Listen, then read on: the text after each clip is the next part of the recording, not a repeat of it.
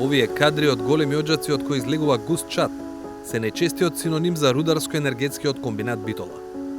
Многумина не знаат дека тоа што излегува од нив всушност е само пареа од водата која се загрева за да ги врти турбините кои така произведуваат електрична енергија. Водата се загрева со согорување јаглен. Јагленот пак доаѓа главно од рудниците кои ги управува рекот. А за ископ и транспорт на јагленот веќе 2 децении државната фирма наместо своји машини вработени користи приватни, кои ги најмува преку тендери. При крајот на минатата година новото раководство на ЕСМ го раскина договорот со Марковски компани, фирмата која дотогаш копаше јаглен и јаловина за потребите на рек Битола. Причините за чекорот беа ненавремено и неквалитетно извршување на договорот. Тој договор беше потпишан од страна на претходното раководство пред смената на власта. Од тогаш и почна процесот за изборот на нова фирма. За тие што не слушнале или прочитале, минатата недела стигна известувањето дека по еден пропаднат тендер Електранина Северна Македонија избра најдобра понуда на јавната набавка за ископ на јаглен и јаловина за рек Битола во следните 12 месеци. Станува збор за тендер чија вредност може да достигне 25 милиони евра. Пристигнале само 2 понуди, а за подобра била избрана онаа на фирмата Топлина, чие седиште е во Охридското село Подмолје. Која е Топлина? Централниот регистар вели, фирма основана во 2004-та. Во 2023-та, која е последна година за која има достапен годишен биланс, имала просечно 95 вработени и приходи од околу 12,6 милиони евра.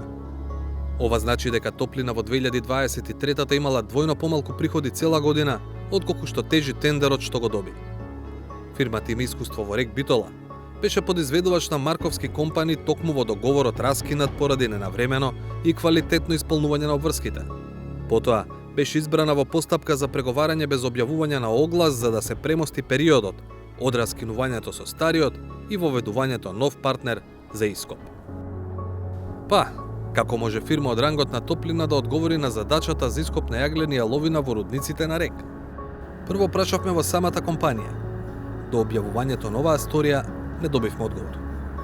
Прашавме во Електранина Северна Македонија, од каде одговорија дека фирмата ги исполнила сите услови на повикот, а се покажала и на терен изминативе месеци. Во својство на привремено ангажиран оператор коректно ги извршуваше обврските од договорот чија реализација почна на 2 јануари годинава. Исто така, користењето на подизведувачи и техничка поддршка од други компании дополнително предонесува за сигурноста на успешна реализација на договорот. Во секој случај, АДСМ преку стручните служби во рек Битола ревносно и внимателно ќе следи работата на операторот и реализацијата на договорните обврски.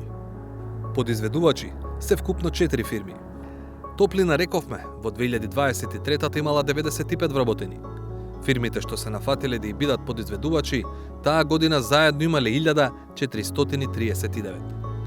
Топлина рековме во 2023-та имала приходи од 12,6 милиони евра. Фирмите што се нафатиле да и бидат подизведувачи, заедно таа година имале околу 135 милиони евра. Најголемата фирма меѓу подизведувачите е Гранит, самата со приходи од 85,6 милиони евра и 1069 вработени во 2023-та. Логичното прашање е, зошто Гранит се нафатил да биде подизведувач на неколкукратно помала фирма од себе, наместо сам или како лидер на конзорциум да се пријави на тендерот? Прашавме. За сега не добивме одговор. Освен Гранит, подизведувачи се и Илинден од Струга, Топ Билт од Скопје и Градба Промет од Кавадарци. Според истражувањето на Центарот за граѓански комуникации, Гранит и Илинден се меѓу топ 10 компании во земјава, според висината на тендери добиени во последнава деценија, секоја со по околу 74 милиони евра. Најголемите државни сделки им се за изградба на патишта. Градба Промет е позната пред се во Кавадарци регионот, меѓу другото и затоа што газдата Драган Тодоров е партнер во фирмата Михајлово ДОО со Митко Јанчев, сопственик на Кожувчанка, а од 2017-та и градоначалник како кадар на ВМРО ДПМН. Еве што ни изјави Јанчев во 2021-та кога го соочивме со фактот дека неговиот партнер во Михајлово ДОО е најчест добитник на тендерите во Кавадарци. Така е, да. Михајлово ДОО е детско одморалиште, една непрофитабилна компанија која што работи во интерес на децата. Тоа одморалиште потекнува од 80-та година, каде што Кожувчанка заедно со господинот Драган Тодоров кој што потекнува исто од местноста Бошева блиско Михајлово, од наши лични причини и емотивни причини, успеавме тоа одмаралиште да го земиме, односно купиме за некакви средства, го комплетно ретвизираме и тоа е единствено одмаралиште во Република Македонија кое што остана во функција од толку многу добри одмаралишта кои што ги имав. Оправдано е прашањето за судирани интереси? Судирани интереси не ги имам никакви. Градба Промет котира во општина Кавадаци од 2000 година или од 2006, така да не е измислена фирма од вчера, завчера или со моето доаѓање, мислам дека претходно и повеќе учествуваше во делот на изградбата. Но факт е дека со доаѓањето на вас на чело на општината расте нивното... Не, со доаѓањето на чело на мене на општината расте целокупната комунална изградба. Од градба Промет пак на истите прашања тогаш одговорија. Во 2017 година, градба Промет инвестираше и во асфалтна база што дополнително ги зголеми нашите капацитети, можности и обем на работа, што резултираше со зголемен обем на реализирани проекти на самата фирма и една од причините за зголемениот обем на работа на градба Промет, а тоа се локалните самоуправи. Во однос на прашањето за потенцијалниот судир на интереси на господин Драган Тодоров заедно со господин Митко Јанчев, како косопственици на фирмата Михајлово, сакаме да ви информираме дека тоа е фирма формирана во 2012 година, значи 5 години пред доаѓањето на господин Јанчев на функција градоначалник на општина Кавадарци. Соработката меѓу општина Кавадарци и градба Промет не е прекината.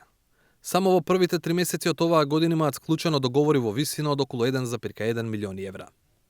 За набавката на битумен од Костадин Нацевски, кадар на СДСМ во име... Најмал подизведувач на неј непознат кога се во прашање тендери е Скопски Топ Билд.